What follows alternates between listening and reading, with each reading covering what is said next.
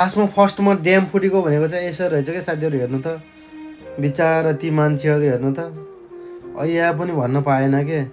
मान्छेहरूले भन्छन् कि किन भाग्न सकेन, किन भागेर माथि उता अग्लो ठाउँमा गएर बाँच्न सकेन भन्छन् क्या। हेर्नुहोस् त इमर्जेन्सीमा आइराख्यो क्या, पुरै इमर्जेन्सीमा पुरै एकदम 100को स्पिडमा आइराख्यो क्या। अब के भन्नु म, अब सोच्नै सकेको क्या पछाडिबाट आउँछ भनेर, के थाहा त होइन।